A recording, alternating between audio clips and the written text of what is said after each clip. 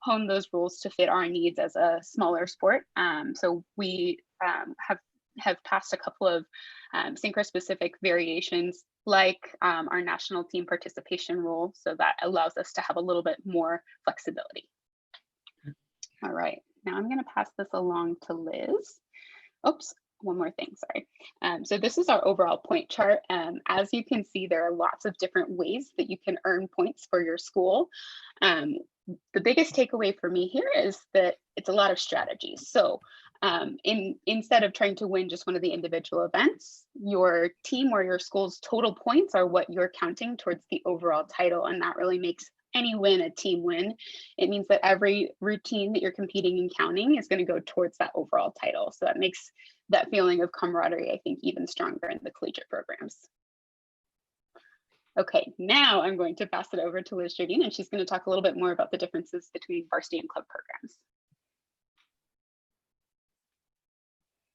Oops, hold on, let me unmute you. Thank you. Hi, everybody. So I may switch between using the term artistic swimming and collegiate synchro. While talking about the sport, I'm going to do my best to make sure I refer to it as artistic swimming, but when referring to our group as a collegiate group, I will be referring to it as collegiate synchro because that is what we go by at the moment. So collegiate synchro, what you're going to see is you're going to see a wide variety of different types of universities and colleges, whether they're large or small, D1, D2, D3, NAIA, Varsity, or club. But what's really cool is that we all come together and we compete and represent our institutions with pride. What I'm going to be focusing on more so is what makes the club program experience unique. So we'll go ahead and go to the next slide. And one of the biggest things is that that makes club programs unique is that they function mainly as a student-run organization. And so student-run organizations are, sponsored by their institution as an on-campus club.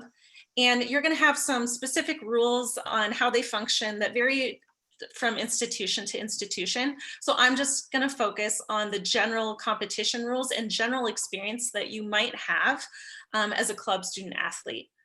There will be some level of financial commitment, whether, some fundraising might be expected. Your time commitment will vary.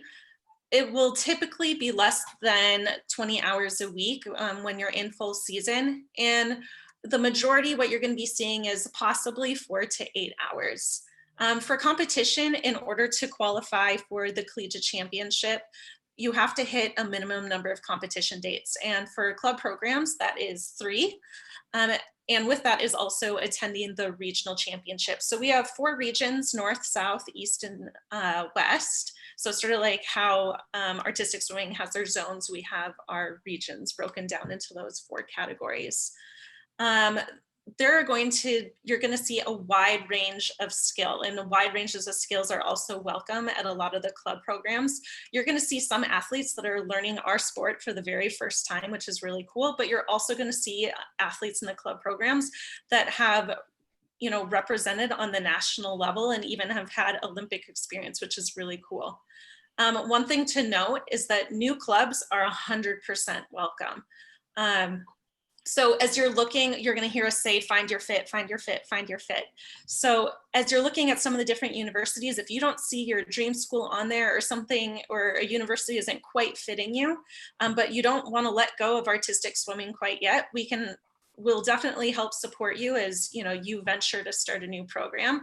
There's support from me, the program development chair. So if that's something you're interested in and you're watching this video, you're like, I'm already in university, but I don't have a team, but I'd like to start one. Please reach out. There's also resources available through USA Artistic Swimming, and we might be able to help you also navigate the grants that you may be able to request through the USA Artistic Swimming Foundation. So let's go ahead and go on to the next slide here as we talk a little bit more about the programs. So here you're going to see our current club programs that we have represented.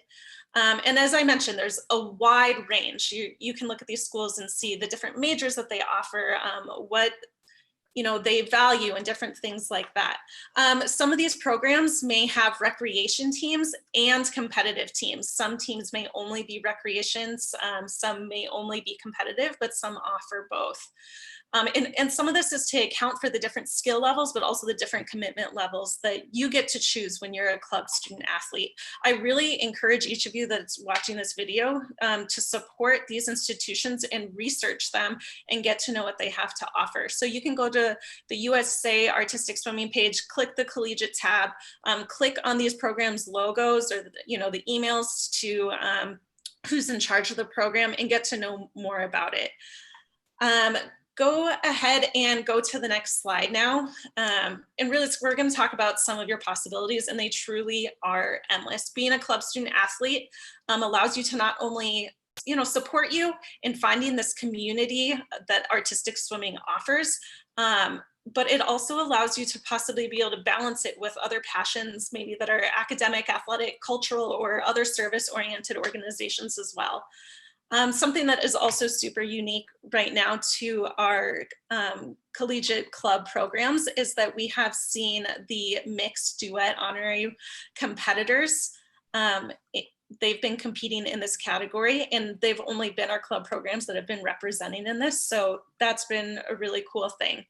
Another thing to note is that our club programs, a lot of them have a really rich history. They've been around for a long time, and this might be a good way to expand your professional network and your alumni connections. But that rich history truly is something special. You're going to be able to work on, we had already talked about work on skills such as leadership skills. You're going to work on sportsmanship and teamwork. As I had mentioned, that it is a student-led organization most of the time for the club programs. And so you might be able to go for positions such as, your club president, vice president, treasurer, different things like that, which allow a lot of different opportunities. Go ahead and click to the next slide now. Thank you. Oh. Yep, there you go. Don't count them out. So this is for both, don't count out club programs, but also don't count yourself out. So whatever your experience level is, maybe you started Synchro later, maybe you've only done it for a year, maybe you had a hiatus, there's still a program for you. Maybe you've been on, a national champion and you've been swimming for 13 years, there's a program for you. So I really encourage you to, again, not count yourself out, don't count these programs out. And if you're like, well, I'm nervous about starting a new program because I have a dream school that I want to go to that doesn't currently have a program. Again, don't count new programs out. They've done amazing things. In their first year of existence, we've seen brand new club programs compete at collegiate nationals. We've even seen them final in trio and duet events. Now, those were some experienced athletes, but that's still super exciting. Another thing to note that all those club programs that were represented in that slide, we've seen student athletes represent their country in the Olympic and World Championships. We've seen them win the overall national title, so not just the collegiate club title, which is awesome, but also the overall one.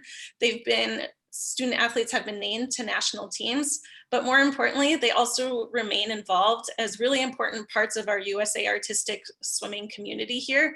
As a lot of you can see current coaches, you can see current master swimmers and current judges, which is I think it's super exciting. So that was just a little gist on some of the club programs. I'm now gonna pass it over so you can learn more about some of the unique things for varsity programs.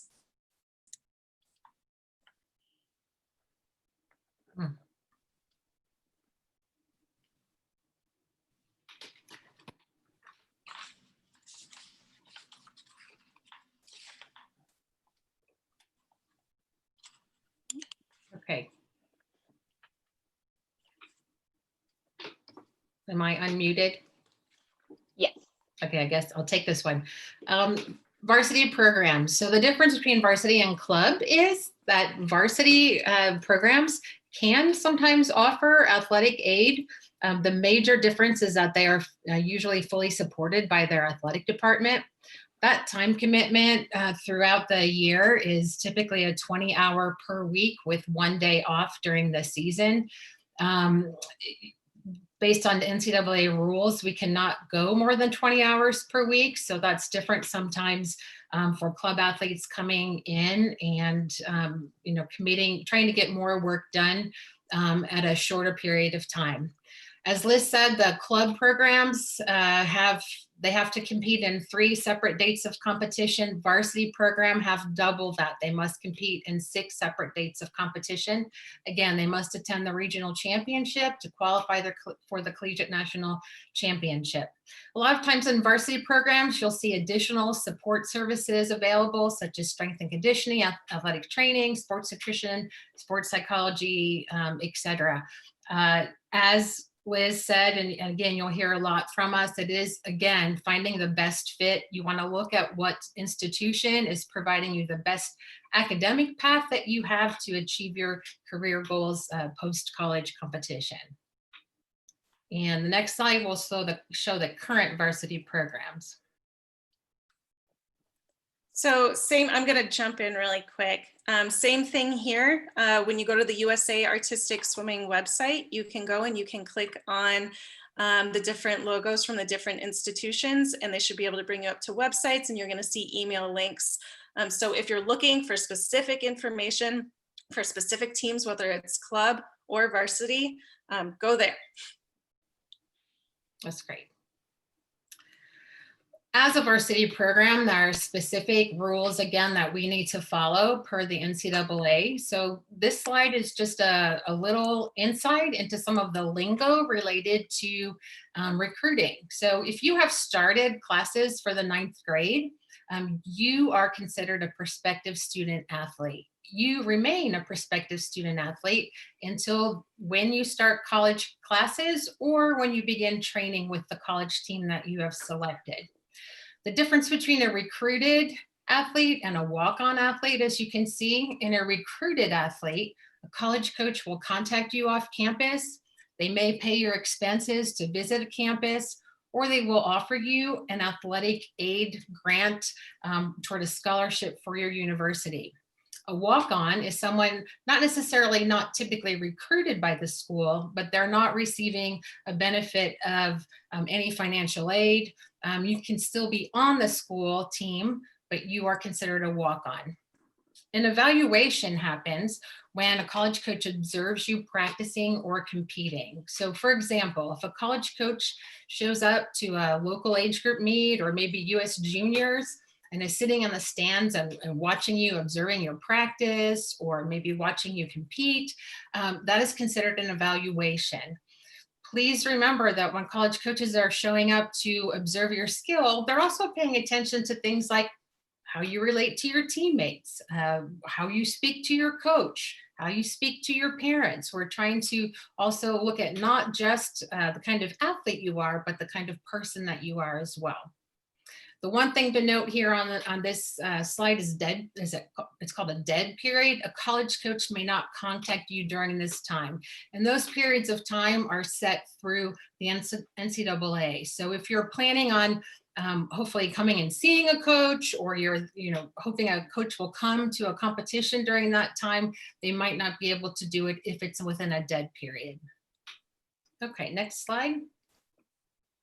This is a great slide, recruiting timeline. I know a lot of people have questions as to what happens during my high school career. So we'll take it each slide through each year. So a freshman, at this point, communication between a prospective student athlete, 9th grader, or a coach is not permitted. So we cannot call you, we cannot reach out to you by phone call, we cannot text you, email you, etc. In addition, we cannot return phone calls or texts or emails that you send to us. So please don't think that, oh, I reached out to a coach, they didn't respond, they're not interested in me. It's just that our hands are tied during this time of your high school career, and we may not communicate with you in that way.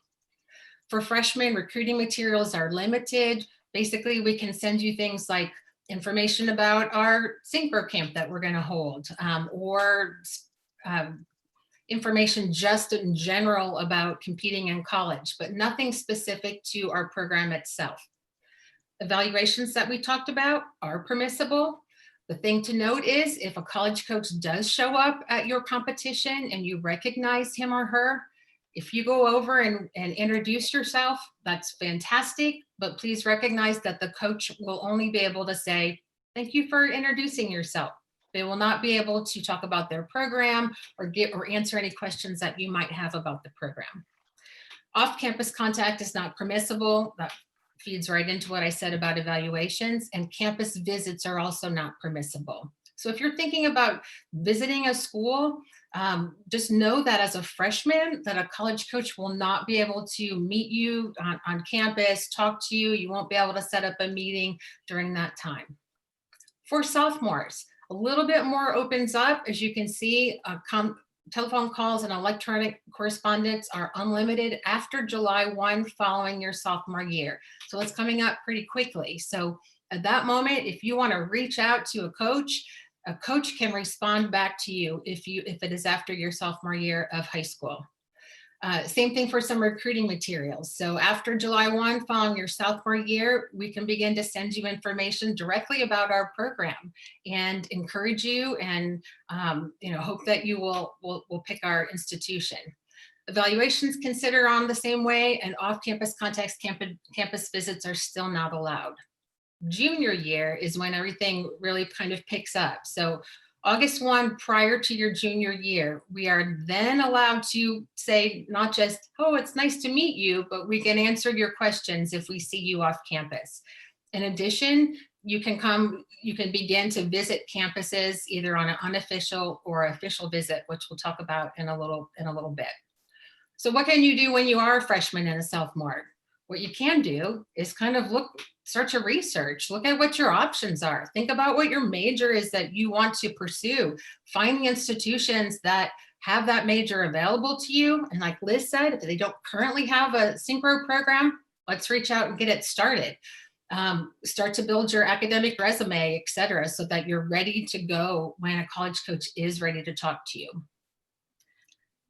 Social media guidelines. So every college coach understands that social media is a fantastic way for us to connect with you. So we can connect with you as a prospect or your team or your coach or the facility that you train in, or perhaps an event that you're involved in. So this is a fantastic chart to refer back to. As a college coach, all of us can friend you, follow you. We can be connected with you in that way through your social media accounts, and you can be connected with us. So we can learn more about you. You can learn more about us. With that being said, we are not permitted to make any comments on your social media. So if you are showing a fantastic split rocket, we can be friends with you to see that, but we would not be able to comment and say, oh, great job. So if you know that college coaches are following you, please don't be offended if they're not commenting on the great things that you're doing. We're just not permitted to do so. We can take those posts that you're making and we can repost them as long as we're not adding our own personal comment. So it's kind of like a public-private thing.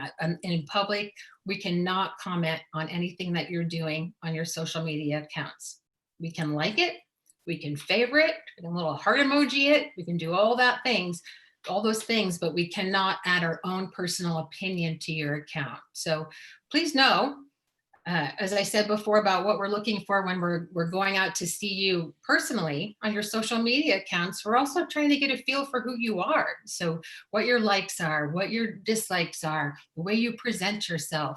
And then likewise, hopefully you're looking at programs and saying, oh, that program seems like a good fit for me. They're heavily involved in community service or whatever it is that you're looking for at your school. Okay, next slide. Thank you. For a varsity coach, these are all the little boxes that are coming in toward us of things that we're trying to check off.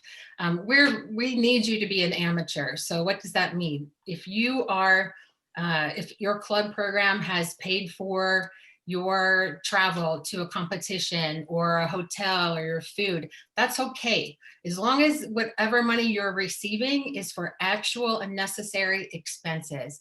If your parents group is giving you an extra $50 because you're just an amazing synchronized swimmer or artistic swimmer, that's not okay. So we need you to have an amateur status. One of the ways that we check that off is by asking that all varsity potential student athletes must register with the NCAA Eligibility Center or clearinghouse. So that does a couple things. It helps us assure your amateur status, but it also makes sure that the classes that you're taking, the classes that you have taken, are allowing us to be sure that you will be academically eligible to compete at the collegiate level. We of course want to see your ACT and SAT scores, your AP scores, your high school transcripts. Remember, if you compete in college, you are a student athlete, not an athlete student. So student first. So we are looking at people that take very seriously their academics so that we know when they get to college that we can count on them for getting the job done. And then of course your athletic resume, make sure you include recent things that you have done, and athletic videos. They don't have to be fancy. It can literally be your coach, your mom, your sister, whoever, filming you at a practice on a smartphone and then just texting it off to us. The better, the more, the better. Okay, next slide. This slide is basically the things that I just said. It is important to notice as you're looking through this slide that as Megan said early on, COVID-19 is a very fluid situation. So it's really important that you target those institutions that you're interested in and reach out to find out what their current requirements are. Everything on the left for a varsity program is pretty standard, but some allowances have been made for COVID related things. It's just important to stay on top of that the whole time. Okay, next. Official versus unofficial visits. Just briefly, I mentioned it before. So an unofficial visit is any visit by you and your parents to a campus. It's unofficial if you have paid for everything. So the college coach cannot pay for your parking. They cannot take you to lunch. They cannot pay for any kind of entry that you might have come to or whatever. No money, no payment can change hands. On an official visit, you are probably being provided some portion of your expenses for that visit. And that will vary on institution by institution and year to year. College coaches are looking at what their budget is, how much money they can spend to bring people in, how many people they want to bring in, etc. But if you were to come, be invited, and we even just paid for your parents' lunch and your lunch, that would be considered an official visit. In order for that to happen, the college is going to ask, or the coach is going to ask you to make sure you're registered with the Eligibility Center, make sure you send a high school transcript. Some institutions will also require test scores and perhaps a copy of your 12th year, your grade, or your classes that you're taking for your 12th year.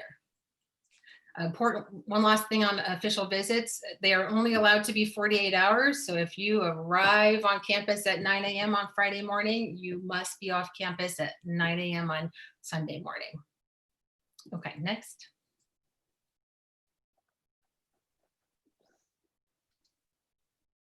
Recruiting for club programs. So just as every varsity program is just slightly different, the club programs, as Liz said, will have a wide variety of things that they are able or not able to do for recruiting. So it's so important that you connect with those club programs and find out specifically where they are in that process. Their institutions will have specific rules for their club programs, and it might be different from one to the next. Some clubs are allowed to actively recruit. Some clubs have to wait until you come on campus. Typically, clubs are trying to get numbers, so there's not usually a maximum number of participants. So, don't worry if there's not recruiting involved. You are going to be able to participate in that program as we grow this sport. Remember that because clubs are self-funded, anytime you visit, your expenses for that visit are going to have to be paid by you and your family. Okay, I'm going to pass it over back to Megan for scholarships. Perfect, thank you.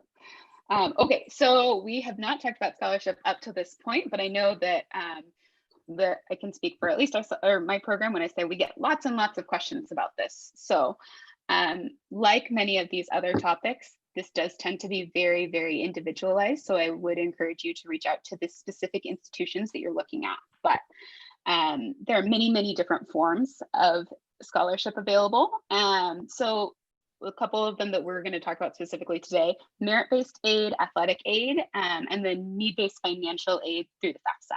Okay, so merit-based aid, the biggest thing that I think as collegiate coaches want you to take away from this is the stronger your academics are coming out of high school and the stronger that they stay throughout college, the more opportunities that you will have specifically based on your academic standing. We do have, or varsity programs are allowed a maximum of 8 athletic scholarships per institution, although many institutions do not have the full 8 scholarships and some don't have scholarship at all. So that means that for athletes in the position of not having athletic aid available, merit-based aid or financial aid from the federal government may be the only option. So for those varsity programs, one thing about the scholarships, you can divide them up. So that means that every athlete doesn't need to have a full scholarship. You can have a portion of a scholarship, meaning that they can be allotted to more athletes throughout the team. And for a lot of the athletes in our synchronous swimming programs or in our artistic swimming programs, they can combine these types of aid. So while you may not be able to get a full athletic scholarship, you may be able to combine a portion of an athletic scholarship with some merit-based aid to help cover more of your expenses. This is definitely a conversation that you may need to involve your parents in as you're going through the college application process, because they may need to provide a lot of their tax information in order for you to qualify for certain programs. Another thing that we heavily suggest is being as open as possible, or as open as you feel comfortable with the programs that you're speaking to, so that they can fully understand your needs and they can connect you with as many resources as are available to them. The financial based aid dispersed through the FAFSA is a federal program that can connect you with grants and loans. One thing about that, though, you do need to reapply each year in order to keep receiving aid. So it's important to make sure that you don't miss those deadlines if that's something that you're relying on to be able to finance your education. All right. Oops. So that brings us to kind of the end of our talk in regards to varsity and club programs, but we did just want to take another minute to touch back on how COVID-19 has impacted a lot of the incoming students or student athletes that we see applying. So we know that many of the high school students have had difficulty accessing SAT and ACT dates simply because they've been canceled. For many schools, they have entertained or they have decided to waive the standardized testing requirement, although this is not by any means standard across the board. So if it's something that you have not yet taken, definitely a reason to check in with the collegiate programs that you're looking at. Additionally, a lot of the high schools have switched from pass-fail or have switched from letter grades to pass-fail or credit, no credit. Most of the time, this is completely out of the student athletes or the students' control. So colleges are trying very hard not to hold this against students. But again, the dispensations are going to be different based on each institution that you're applying to. Lastly, I wanted to just make sure everyone was aware. So Holly mentioned dead periods earlier, and we're actually currently in a dead period, which means that although electronic and phone communication are still permissible, on-campus visits would not be. So if you were making plans to visit a college program during the summer, stay tuned for more updates because we do expect to get more information as the summer goes on and as the COVID-19 situation evolves. All right, so now you may be wondering kind of what you're supposed to do with all of this information. We have definitely dumped a lot on you in the past 40 minutes or so. So the first thing that we want you guys to do is to take a look at the program list on the USA Artistic Swimming website. So we've gone through, and Liz has really done a really good job making sure that all of those programs are up to date with their most recent contact information. So you should be able to get a hold of any of the clubs that are listed on that page. Another place that you can find help navigating this situation or finding your fit is speaking to your current coaches or to your parents. You know, those are the people who have a lot of insight about what makes you tick and what makes you successful as an individual. And I think that input can be super helpful when you're trying to navigate which college program might be the right one for you. Lastly, if you are kind of approaching that age when we can start to talk to you, or when you are able to be recruited, start reaching out to the programs that you're interested in, whether they be varsity or club. It never hurts to start getting your name out there and to start voicing your interest with the program that you're hoping to become a member of. And lastly, throughout all of this, I think communication is key. So the more upfront that you can be, the more honest and open you can be with your goals and with your expectations, the better opportunity that that collegiate program is going to be able to provide you. All right. So we're going to be giving you guys a few super important links in the chat box. They'll also be available on the USA, or they'll also be available on the USA Artistic Swimming website.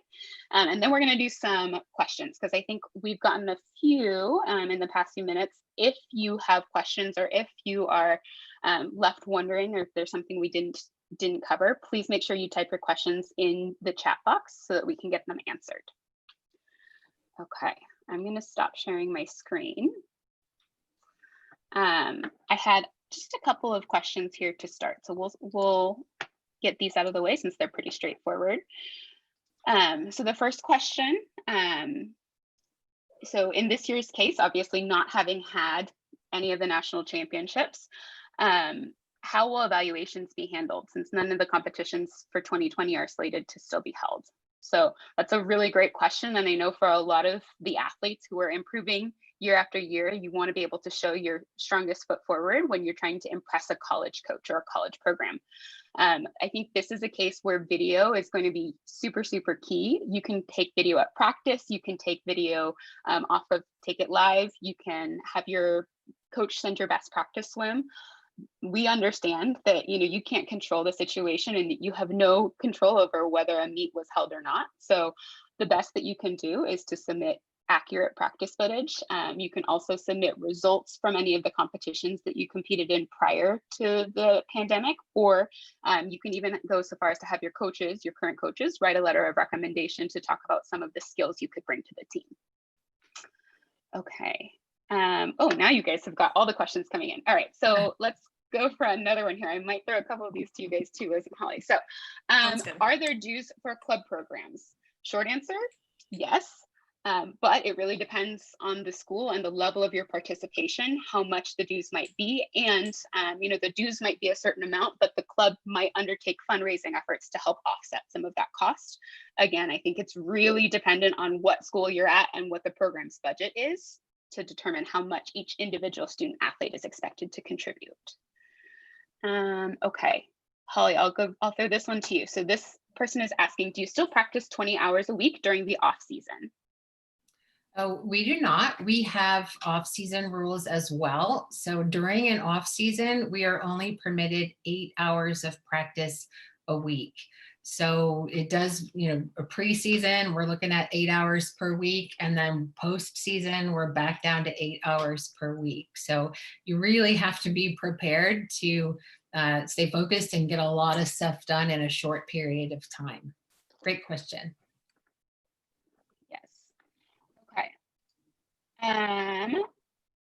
Liz, I'm going to throw this one over to you. So if I have been on a national team of another country, not just the USA, what is that an advantage? Is that an advantage, and how? Ooh, that's a good question. It's also a loaded question.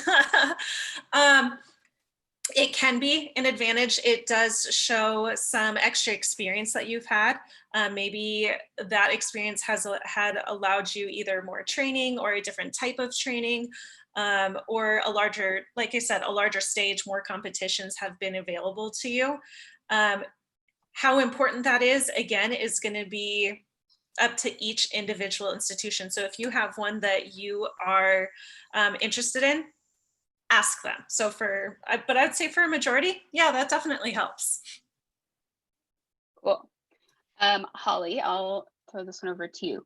How can coaches send letters of recommendation to other coaches?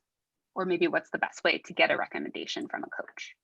So if you're interested in a specific university, please make sure that you're reaching out to that coaching staff, even if it's multiple coaches at that time. Every institution is going to be slightly different. So, what Ohio State asks for, Wheaton might ask something differently, or however, whatever school that is. So communication, as Megan said, with the coaching staff is very important. Typically, we will do those kinds of things through email. So, make sure that you have our email addresses and just reach out directly to us. All right. So this is a good one. I'm going to take this on myself. So is it harder for people who are on smaller teams to get recruited than people who are on bigger or better known teams? So I would say the answer to that one, it can be, but it doesn't necessarily have to be that way. Yes, if you are on a big team that has traveled all over the country, you might be more familiar to some of the collegiate coaches because of that exposure. But being from a smaller program doesn't necessarily mean that you'll be counted out by the collegiate coaching staff.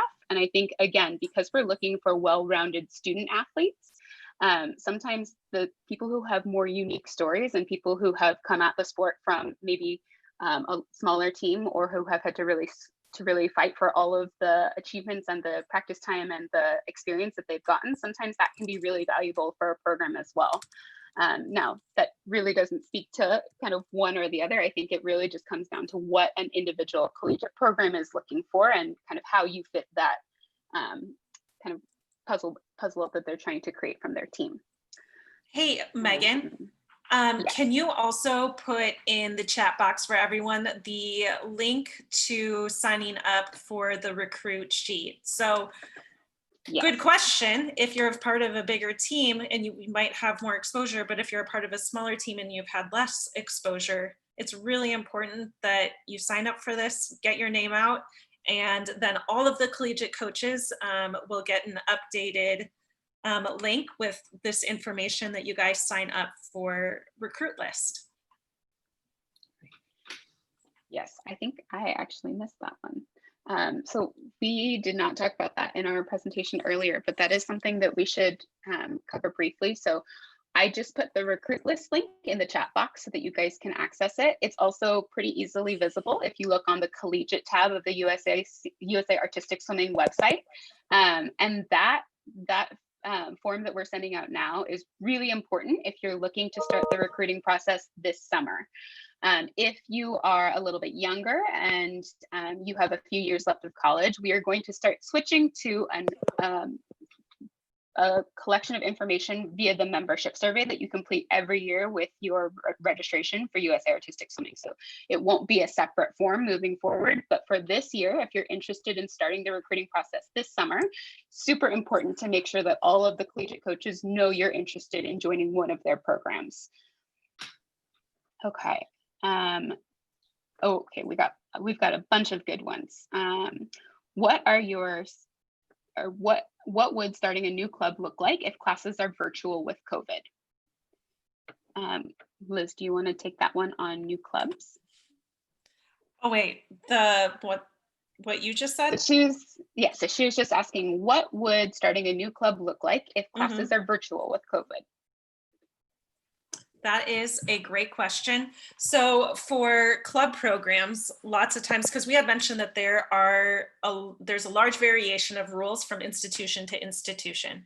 And so if you're interested about starting a new one, I really encourage you to reach out to myself or just email the Collegiate Synchro at gmail.com, which we can also put in the chat box, because what we'll do is we'll walk you through looking up your institutions. They might just have a rec page, they might have a club page, they might have a life sport page, and normally on that institution website, it will have a sheet, a program of what you need to walk through in order to start a new program. And normally that's open to the public. So normally I can view that and then walk you through what is needed, or help draft an email to whoever is in charge of the overall club programs at that university. So with COVID, if classes are online, what does that look like? I think it's still the same thing. We still need to individually reach out to the institution and who is in charge of club programs at that institution. And then we can make sure that we follow the guidelines. And then you're more likely to be able to get your club up and rolling. All right, we've got one more. Okay, so here's a good one. What are your suggestions on how to take current videos to send if your club team is closed and you haven't swam for a while? So we talked about that a little bit, but I wanted to touch back on it because I think a lot of you athletes are going to be in this position in the next probably year or so. So we totally understand that the pool closures and the not having practice are going to make it really difficult for you to take new videos. And, you know, I think as collegiate and club, whether it be club or varsity coaches, we understand that we're looking at the potential of an athlete. We're looking at somebody who's going to come to one of our programs and grow. So, you know, although it's great to have the most current and most up-to-date videos, we've got to make do with what we've got. So sending whatever you have from before the pandemic, or sending videos that you can find from past national competitions, that would work as well. And also, Okay, and then there's, oh, sorry, go ahead, Holly. Sorry, just also want to point out, I'm not sure if I said this before, but we really are looking at the whole athlete. So, you know, make sure that you're sending us your information on academics. And then if there are other things that you're involved in, you know, being in college and competing in college is not just the sport, it's the sport and the school, and then your involvement in different organizations of wanting to make a difference. You have a huge platform that you're walking into of being able to make a difference as a college athlete. So all that kind of stuff can still keep coming to us so we can learn more about you as a person. Absolutely. Okay, we've got two more really good questions that we haven't covered a whole lot. So the first one is, does having a certain academic assistance, such as an IEP or intervention learning plan for a disability, affect your recruitment probability or likelihood?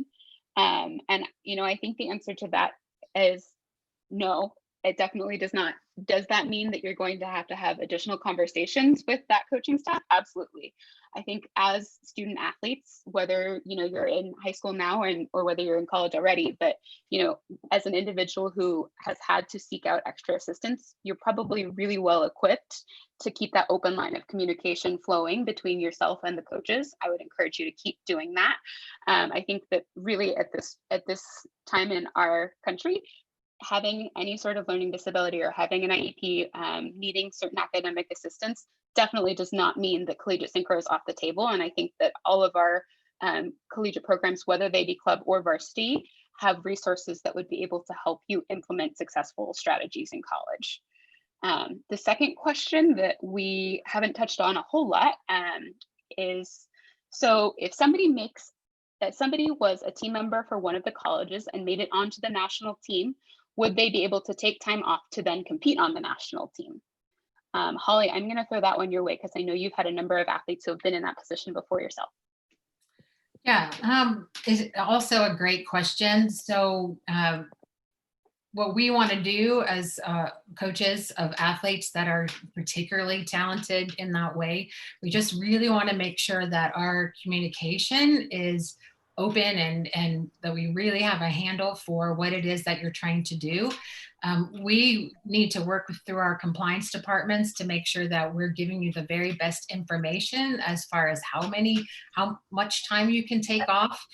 In most cases, we can make that happen. So it's really just making sure that you're upfront with the coaching staff about what it is that you're trying to do. Remembering that we want you to be the very best student athlete that you can be. And if your goals include national team in the Olympics, we're going to try to figure that out for you. But the more that you can communicate, please don't ever feel like you're over communicating. The more that you can keep us all in the loop, the smoother things can run.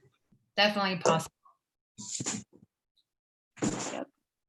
All right. I think we do have a couple of other questions that I'm reading through in the chat, although they do look like a lot of them are kind of individual one-offs. So what we're going to do now is we'll take all of the questions that you guys have asked in the chat box. If they didn't get answered in the general session, we'll put them into like an FAQ document and answer them and post them so that you guys can have answers on the website. But I know some of these are definitely pertaining a little bit more to one particular athlete situation.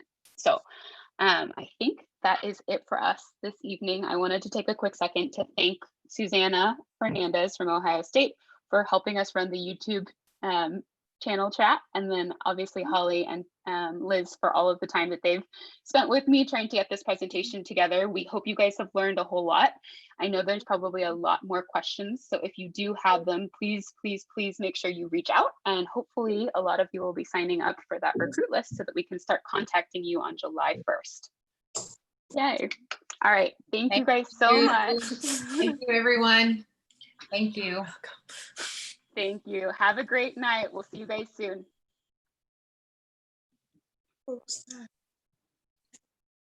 Maybe we missed it. Maybe it was Thank you. Thank You're you. welcome. Thank you. Thank you. Thank you. See ya. Thank you so much. You're welcome. Oh, just trying to wait so I can capture all of these questions before we sign off.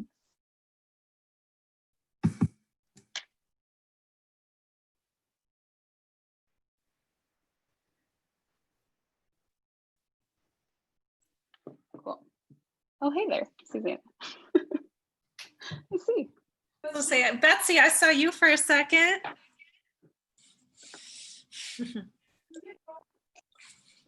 Oh, she's Oh, wait, unmuted. hold on. We'll unmute you. Uh-oh, am I clicking it? Now I'm watching myself on YouTube. That's weird. Okay. Wait, what? How's it going, Betsy? Fine, thank you. How are you guys doing? Pretty good. I was telling Suzanne and Holly and Liz, we just finished our team banquet on Thursday. So it seems like really late because I feel like you guys have been saying how you've been out of school on summer break for a whole month now. I'm like, crazy. I still haven't had a team banquet. I'm going to do a virtual one. Not certain how I'm doing it, but I'll figure it out. It's the name of the game these days. Not a whole lot of other choices. Could we have Adam stop the YouTube streaming? Oh, Awesome. Where's the volume?